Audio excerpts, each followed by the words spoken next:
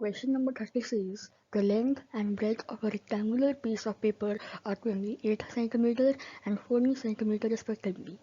A semicircular portion is cut off from the breadth side and a semicircular portion is added on the length side, as shown in figure 6.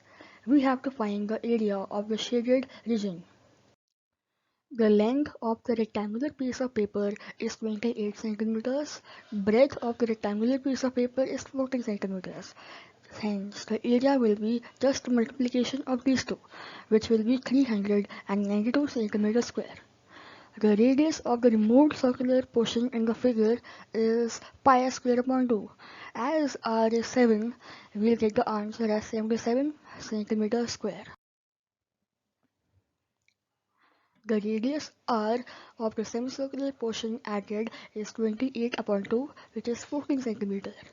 The area A3 of the added semicircular portion is again pi r square upon 2, and as r is 14 cm, we'll get the result as 308 cm square. In the given question, we need to find the area of the shaded region, which is nothing but the area of the first figure minus area of the second figure plus the area of the third figure, which results in nothing but 623 centimeters square.